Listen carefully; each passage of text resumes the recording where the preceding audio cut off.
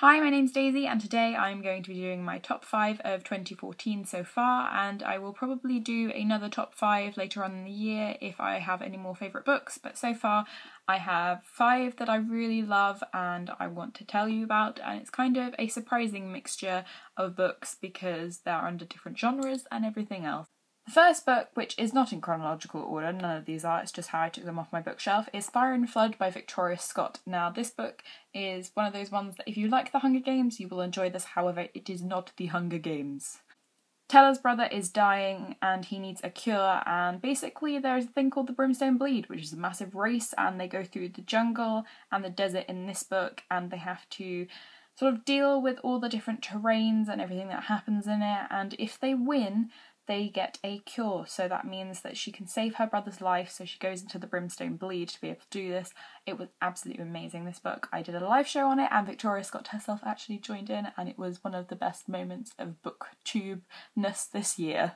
The next one, which I have not taken the sticker off the top because sometimes I just don't want to take stickers off it. I don't know why, but I just don't sometimes take stickers off, is Geek Girl by Holly Smale. I'm currently reading the second one, Model Misfit, which I hope to have finished by the end of the day because it's quite a quick-paced book if you're more adult reader because it's enjoyable, but obviously where it's based for more younger audiences, you get through it a little bit quicker, if that makes sense. So Geek Girl is about Harriet and her best friend are complete opposites. Her best friend wants to be a model and basically Harriet gets scouted for a model instead of her, and then she has to go on this massive ride of modelling and she just doesn't feel necessarily like she fits in because she's a geek. So she is a very proud geek, however, in this book, and I would recommend this book to anyone who kind of feels like they are judged for what they're like and everything else, and it kind of makes you feel a little bit better about being different sometimes, and it's just so hilarious. Holly Smale has such a humorous way of writing and it makes me laugh so much, these books, and I'm pretty sure I will probably end up buying the third one, maybe on Kindle because I have like the hardback edition in the UK at the moment out. I don't have it personally, but it is out and I don't want it in hardback because otherwise it's not going to fit in with the other two paperbacks, and that's just The next book, which is pretty much no surprise because you guys know how much I love this book, which is Fangirl by Rainbow Rowell, and everyone's kind of heard about Fangirl from Rainbow Rowell. I'm sorry I looked this way instead of this way just then.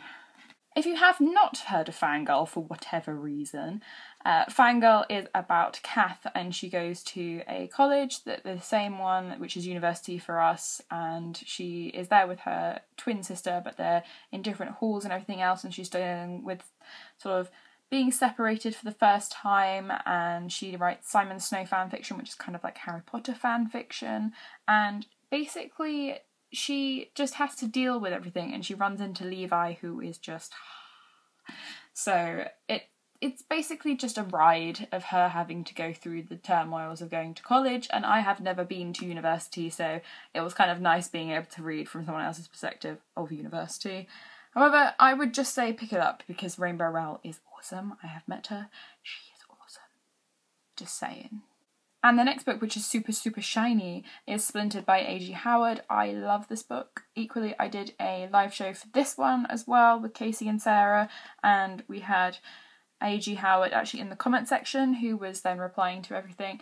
And if you like Alice in Wonderland, you will love this book. It's like a gothic version of Alice in Wonderland, and it's not a sort of remodelling of the story. It's more sort of like a next instalment because it's her descendants, and that then happens and she has to try and break the curse and everything else. And the next book, not the next book, the final book. The next book is Unhinged, and then the final one, which is Ensnared, comes out at the beginning of next year.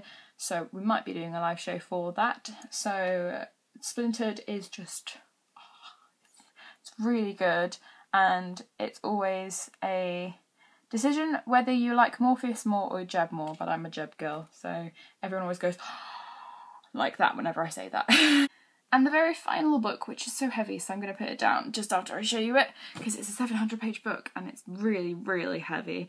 It's City of Heavenly Fire by Cassandra Clare, which is no surprise that that is on my list because I love the Shadowhunter universe, and that book was really good. It kind of disappointed me a little bit, the ending, however, I can't really explain it because it's kind of one of those spoiler things, but it's all about Sebastian and his kind of just evil plan for evilness. So that's all I'm going to say, because otherwise if somebody watches this and then I say blah blah blah blah blah, it's going to be ruined a little bit. So it's a brilliant book. I love the writing, I love the characters, I love that it kind of gave a little bit of a finality, but not 100% finality, because obviously she has other series. However, still a little disappointed by just the ending part. However, it was a really good ride, so that's why it still made it into this section. However, I have not picked up the Iron Trial by Cassandra Clare because I'm not 100% sure if I'm going to like it, because I like all the Shadowhunter stuff, but I don't know if I'm going to like something new. So if you guys have read the Iron Trial, please let me know in the comments down below if it's actually any good or not, or if it's kind of one of those ones where you're just like, no. So that is now my top 5 for 2014 so far, over and done with, and I am kind of excited to get to do this again at some point later in the year, because then I can kind of show you guys more books that I have liked since then. I have quite a few John Green books to rereading, so that's probably going to be on there somewhere. Thank you for watching, thank you for subscribing, and happy reading. Bye bye!